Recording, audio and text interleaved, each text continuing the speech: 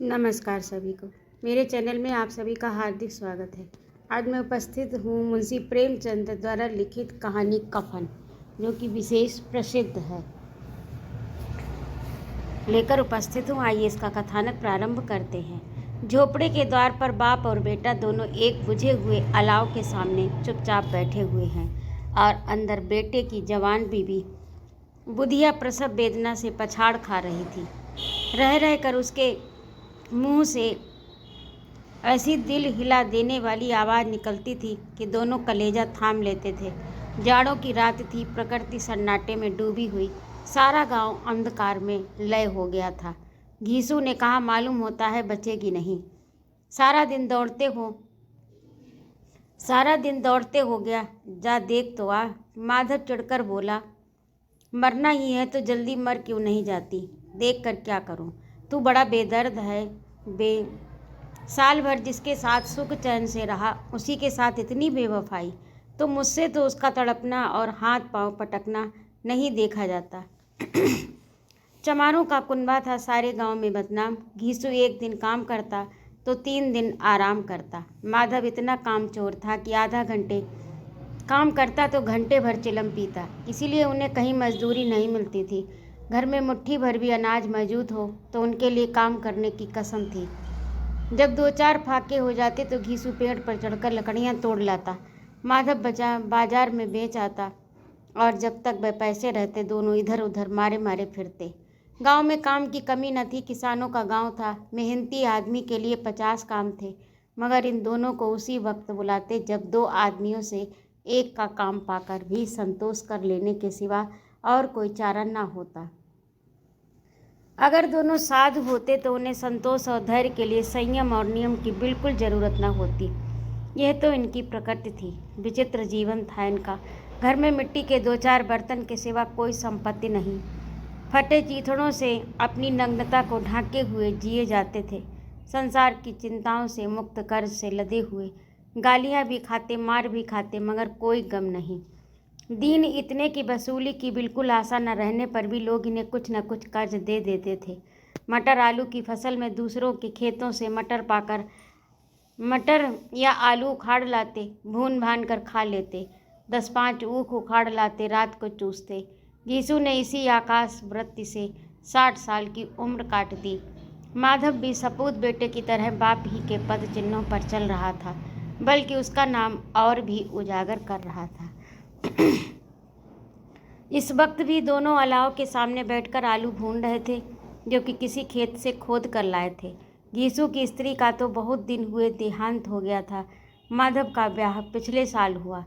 जब से ये औरत आई थी उसने इस खानदान में व्यवस्था की नींव डाली थी और इन दोनों बेगैरतों का दोजक भरती रहती थी। जब से वह आई ये दोनों और भी आराम तलब हो गए, बल्कि कुछ अकड़ने भी लगे। कोई कार्य करने को बुलाता तो निब्याज भाव से दुगनी मजदूरी मांगते। वही औरत आज प्रसव वेदना से मर रही थी और ये दोनों इसी इंतजार में थे कि वे मर जाए तो आराम से सोएं। घीसू ने आलू निकालकर छीलते हुए कहा, जाकर देख तो क्या दशा है उसकी। चुड़ैल का फिसाद होगा और क्या। यहाँ तो ओझा भी 1 रुपया मांगता है। माधव को भय था वह कोठरी में गया तो घीसू आलूओं का बड़ा भाग साफ कर देगा। बोले, मुझे वहाँ जाते डर लगता है। डर किस बात का है, मैं तो हूँ यहाँ। तो तुम ही जाकर देखो ना। मेरी औरत जब मरी थी तो मैं 3 दिन तक उसके पास से हिला तक नहीं, और फिर मुझसे लजाएगी कि नहीं। जिसका कभी मुँह नहीं देखा, आज उसका उघड़ा बदन कैसे देखूं। उसे तन की सुधि तो नहीं होगी। मुझे देख लेगी तो खुलकर हाथ पांव भी न पटक सकेगी। मैं सोचता हूँ कि कोई बाल बच्चा हुआ तो क्या होगा। सोंठ गुड़ तेल कुछ भी तो नहीं है घर में। सब कुछ आ जाएगा, भगवान दे तो। जो लोग अभी 1 पैसा नहीं दे रहे, वे ही कल बुलाकर रुपए देंगे। मेरे 9 लड़के हुए, घर में कभी कुछ नहीं था, मगर भगवान ने किसी न किसी तरह से बेड़ा पार ही लगाया। जिस समाज में रात दिन मेहनत करने वालों की हालत उनकी हालत से बहुत कुछ अच्छी न थी, और किसानों के मुकाबले में वे लोग जो किसानों को दुर्बलताओं से लाभ उठाना चाहते थे, कहीं ज़्यादा संपन्न थे। वहाँ इस तरह की मनोवृत्ति का पैदा हो जाना कोई अचरज की बात नहीं थी। हम तो कहेंगे घीसू किसानों से कहीं ज़्यादा विचारवान था और किसानों के विचार शून्य समूह में शामिल होने के बदले बैठकबाजों की कुत्सित मंडली में जा मिला था। हाँ, उसमें ये शक्ति न थी कि बैठकबाजों के नियम और नीति का पालन करता। इसीलिए जहाँ उसकी मंडली के और लोग गांव के सरगना मुखिया बने थे, उस पर सारा गांव उंगली उठाता था। फिर भी उसे वह तस्कीन तो थी ही कि अगर वह फटे हाल है तो कम से कम उसे किसानों की सी जी तोड़ मेहनत तो नहीं करनी पड़ती, और उसकी सरलता निरीहता से दूसरे लोग बेजा फ़ायदा तो नहीं उठाते। दोनों आलू निकाल निकाल कर जलते जलते खाने लगे। कल से कुछ नहीं खाया था, इतना सब्र ना था कि ठंडा हो जाने दे। कई बार दोनों की जबानें जल गईं। छिल जाने पर आलू का बाहरी हिस्सा जबान, हलक और तालू को जला देता था। उस अंगारे को मुंह में रखने से ज़्यादा खैरियत इसी में थी कि वह अंदर पहुंच जाए। वहां उसे ठंडा करने के लिए काफ़ी सामान थे, इसीलिए दोनों जल्द जल्द निगल जाते। हालांकि इस कोशिश में उनकी आंखों में आंसू निकल आते। घीसू को उस वक्त ठाकुर की बारात याद आई जिसमें 20 साल पहले वह गया था। उस दावत में उसे जो तृप्ति मिली थी वह उसके जीवन में एक याद रखने लायक बात थी, और आज भी उसकी याद ताज़ा थी। बोला, वह भोज नहीं भूलता जब से उस तरह का खाना फिर नहीं भरपेट मिला। लड़की वालों ने सबको भरपेट पूड़ियाँ खिलाईं। छोटे बड़े सबने पूड़ियाँ खाईं, असली घी की, चटनी, रायता, 3 तरह के सूखे साग, एक रसेदार तरकारी, दही, चटनी, मिठाई। अब क्या क्या बताऊं, उस भोज में क्या स्वाद मिला। कोई रोक टोक नहीं थी, जो चीज़ चाहो मांगो, जितना चाहो खाओ। लोगों ने ऐसा खाया कि किसी से पानी न पिया गया, मगर परोसने वाले हैं कि पत्तल में गर्म गर्म गोल गोल सुवासित कचौड़ियाँ डाल देते हैं। मना करते हैं कि नहीं चाहिए, पत्तल पर हाथ रोके हैं, मगर वह हैं कि दिए जाते हैं। और जब सबने मुंह धो लिया तो पान इलायची भी मिली, मगर मुझे पान लेने की कहाँ सुध थी, खड़ा हुआ न जाता था। चटपट जाकर अपने कंबल में लेट गया। ऐसा दिल दरिया था उस ठाकुर का। माधव ने इन पदार्थों का मन ही मन मजा लेते हुए कहा, अब हमें कोई ऐसा भोज नहीं खिलाता। अब कोई क्या खिलाएगा, वह जमाना दूसरा था। अब तो सबको किफ़ायत सूझती है। शादी ब्याह में मत खर्च करो, क्रियाक्रम में मत खर्च करो। पूछो गरीबों का माल बटोर बटोर कर कहाँ रखोगे। बटोरने में तो कोई कमी नहीं है, हाँ खर्च में किफ़ायत सूझती है। तुमने 20 पूरियाँ खाई होंगी, 20 से ज़्यादा खाई थी। मैं 50 खा जाता, 50 से कम मैंने न खाई होंगी। अच्छा पका था, तू तो मेरा आधा भी नहीं है। आलू खाकर दोनों ने पानी पिया। वहीं अलाव के सामने अपनी धोतियाँ ओढ़कर पाँव पेट में डाले सो रहे थे, जैसे 2 बड़े बड़े अजगर गेंडुलिया मारे पड़े हों, और बुधिया अभी तक करा रही थी। सवेरे माधव ने कोठरी में जाकर देखा तो उसकी स्त्री ठंडी हो चुकी थी। उसके मुंह पर मक्खियाँ भिनक रही थी, पथराई हुई आंखें ऊपर टंगी थीं, सारी देह धूल से लथपथ हो रही थी। उसके पेट में बच्चा मर गया था। माधव भागा हुआ घीसू के पास आया, फिर दोनों जोर जोर से हाय हाय करके छाती पीटने लगे। पड़ोस वालों ने ये रोना धोना सुना तो दौड़े आए। पुरानी मर्यादा के अनुसार इन अभागों को समझाने लगे, मगर ज़्यादा रोटने पीटने का अवसर न था। कफन की और लकड़ी की फिक्र करनी थी। घर में तो पैसा इस तरह गायब था जैसे चील के घोंसले में मांस। बाप बेटे रोते हुए गांव के जमींदार के पास गए। वह इन दोनों की सूरत से नफरत करते थे। कई बार इन्हें अपने हाथों से पीट चुके थे, चोरी करने के लिए, वादे पर काम पर ना आने के लिए। पूछा, क्या है बे घिसुआ, रोता क्यों है? अब तो तू कहीं दिखलाई भी नहीं देता, मालूम होता है इस गांव में रहना नहीं चाहता। घीसू ने जमीन पर सिर रखकर आंखों में आंसू भरे हुए कहा, सरकार बड़ी विपत्ति में हूँ। माधव की घरवाली रात को गुजर गई। रात भर तड़पती रही सरकार। हम दोनों उसके सिरहाने बैठे रहे, दवा दारू जो कुछ हो सका सब कुछ किया, मगर वह हमें दगा दे गई। अब कोई एक रोटी देने वाला भी न रहा। मालिक तबाह हो गए, घर उजड़ गया। आपका गुलाम हूँ, अब आपके सिवा कौन उसकी मिट्टी पार लगाएगा। हमारे हाथ में तो जो कुछ था वह तो सब दवा दारू में उठ गया। सरकार की दया होगी जो उसकी मिट्टी उठेगी। आपके सिवा किसके द्वार पर जाऊं? जमींदार साहब दयालु थे, मगर घीसू पर दया करना काले कंबल पर रंग चढ़ाना था।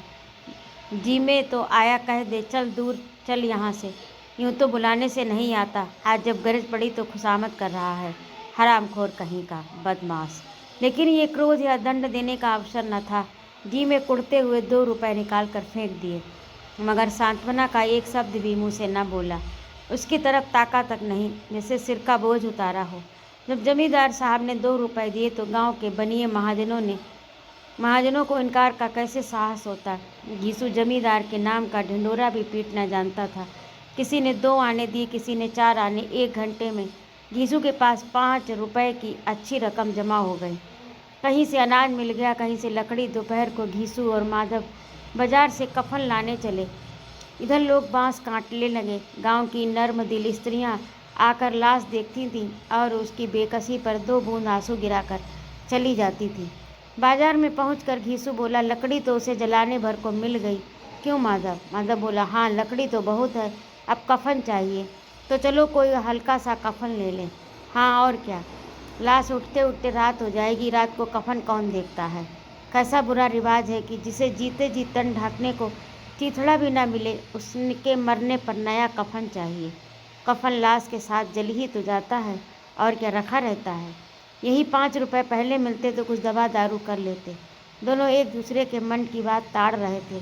बाजार में इधर उधर घूमते रहे। कभी बजाज की दुकान पर गए, कभी उसकी दुकान पर गए। तरह तरह के कपड़े रेशमी और सूती देखे, मगर कुछ जचा नहीं। यहाँ तक कि शाम हो गई। तब दोनों न जाने किस दैवी प्रेरणा से एक मधुशाला के सामने जा पहुँचे। जैसे किसी पूर्व निश्चित व्यवस्था के अंदर चले गए। वहाँ जरा देर तक दोनों असमंजस में खड़े रहे। फिर घीसू ने गद्दी के सामने जाकर कहा, साहू जी 1 बोतल हमें देना। उसके बाद कुछ चिखौना आया, तली हुई मछली आई। दोनों बरामदे में बैठकर शांतिपूर्वक पीने लगे। कुछ कुज्जियाँ ताबड़तोड़ पीने के बाद दोनों सरूर में आ गए। घीसू बोला, कफन लगाने से क्या मिलता, आखिर जल ही तो जाएगा, बहू के साथ तो नहीं जाता। माधव आसमान की तरफ देखकर बोला, मानो देवताओं को अपनी निष्पापता का साक्षी बना रहा हो। दुनिया का दस्तूर है, नहीं लोग बामनों को हजारों रुपए क्यों दे देते हैं। कौन देखता है परलोक में मिलता या नहीं। बड़े आदमियों के पास धन है, फूंके, हमारे पास फूंकने को क्या है। लेकिन लोगों को जवाब क्या दोगे? कुछ लोग पूछेंगे नहीं कफन कहाँ है। घीसू हंसा, आबे कह देंगे रुपए कमर से खिसक गए, बहुत ढूंढे मिले नहीं। लोगों को विश्वास ना आएगा, लेकिन फिर वही रुपए देंगे। माधव भी हंसा इस अनपेक्षित सौभाग्य पर। बोला, बड़ी अच्छी थी बेचारी, मरी तो खूब खिला पिलाकर आधी बोतल से ज़्यादा उड़ गई। घीसू ने 2 सेर पूड़ियाँ मंगाई, चटनी, अचार, कलेजिया। शराब खाने के सामने दुकान थी। माधव लपक कर 2 पतलों में सारा सामान ले आया। पूरा 1.5 रुपया खर्च हो गया, सिर्फ थोड़े से पैसे बच रहे। दोनों इस वक्त सार में बैठे पूड़ियाँ खा रहे थे, जैसे जंगल में कोई शेर अपना शिकार उड़ा रहा हो। न जवाबदेही का खौफ, न बदनामी की फिक्र। इन सब भावनाओं को उन्होंने बहुत पहले जीत लिया था। घीसू दार्शनिक भाव से बोला, हमारी आत्मा प्रसन्न हो रही है तो क्या उसे पुण्य न होगा? माधव ने श्रद्धा से सिर झुकाकर तस्दीक की, जरूर से जरूर होगा। भगवान तुम अंतर्यामी हो, उसे बैकुंठ ले जाना। हम दोनों हृदय से आशीर्वाद दे रहे हैं। आज जो भोजन मिला वह कभी उम्र भर न मिला। एक क्षण के बाद माधव के मन में एक शंका जागी। बोला, क्यों दादा, हम लोग भी एक न एक दिन वहाँ जाएंगे ही। घीसू ने इस भोले वाले सवाल का कुछ उत्तर न दिया।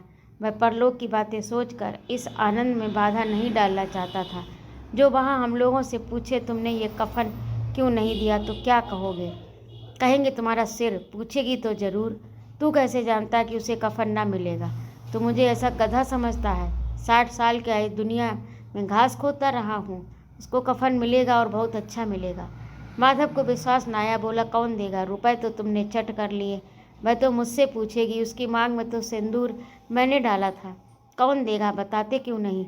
वही लोग देंगे जिन्होंने अबकी दिया। हाँ, आपके रुपए हमारे हाथ ना आएंगे।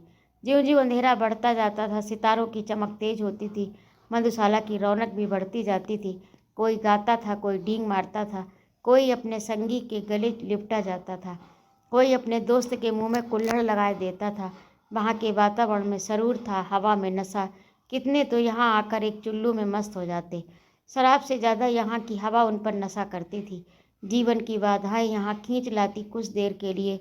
ये भूल जाते कि वे जीते हैं या मरते हैं, या न जीते हैं न मरते हैं। और ये बाप बेटे दोनों अब भी मज़े ले लेकर चुस्कियाँ ले रहे थे। सबकी निगाहें इनकी ओर जमी थीं। दोनों कितने भाग्य के बली हैं। पूरी बोतल बीच में है। भरपेट खाकर माधव ने बची हुई पुड़ियों का पत्तल उठाकर एक भिखारी को दे दिया, जो खड़ा इनकी ओर भूखी आंखों से देख रहा था और देने के गौरव, आनंद और उल्लास का अपने जीवन में पहली बार अनुभव किया। घीसू ने कहा, ले जा, खूब खा और आशीर्वाद दे। जिसकी कमाई है वह तो मर गई, मगर तेरा आशीर्वाद उसे जरूर पहुँचेगा। रोए रोए से आशीर्वाद दो, बड़ी गाढ़ी कमाई के पैसे हैं। माधव ने फिर आसमान की तरफ देखकर कहा, वह बैकुंठ में जाएगी दादा, बैकुंठ की रानी बनेगी। घीसू खड़ा हो गया, जैसे उल्लास की लहरों में तैरता हुआ बोला, हाँ बेटा, बैकुंठ में जाएगी। किसी को सताया नहीं, किसी को दबाया नहीं। मरते मरते हमारी ज़िंदगी की सबसे बड़ी लालसा पूरी कर गई। वह न बैकुंठ जाएगी तो क्या, मोटे मोटे लोग जाएंगे, जो गरीबों को दोनों हाथों से लूटते हैं, जो अपने पाप को धोने के लिए गंगा में नहाते हैं, मंदिरों में जल चढ़ाते हैं। श्रद्धालुता का ये रंग तुरंत बदल गया। अस्थिरता नशे की खासियत है। दुख और निराशा का दौरा हुआ। माधव बोला, मगर दादा, बेचारी ने जिंदगी में बड़ा दुख भोगा, कितना दुख झेल कर मरी। वह आंखों पर हाथ रखकर रोने लगा, चीखे मार मार कर। घीसू ने समझाया, क्यों रोता है बेटा, खुश हो कि वह माया जाल से मुक्त हो गई, जंजाल से छूट गई। बड़ी भाग्यवान थी जो इतनी जल्दी माया मोह के बंधन तोड़ दिए। और दोनों खड़े होकर गाने लगे, ठगनी क्यों नैना झमकावे, ठगनी क्यों नैना झमकावे। पियक्कड़ों की आंखें इनकी ओर लगी हुई थीं और यह दोनों अपने दिल से मस्त हुए गाते थे। फिर दोनों नाचने लगे, उछले भी, कूदे भी, गिरे भी, मटके भी, भाव भी बताए, अभिनय भी किया और आखिर नशे में मदमस्त होकर वहीं गिर पड़े। तो ये था कफन कहानी का कथानक। आपको कैसा लगा कमेंट करके अवश्य बताइएगा। और यदि आपको मेरा कहानी सुनाना अच्छा लगता हो तो कृपया मेरे चैनल को सब्सक्राइब अवश्य करें, लाइक और कमेंट करें तथा अपने मित्रों में शेयर करें। सुनने के लिए बहुत बहुत धन्यवाद। जय माँ भारती।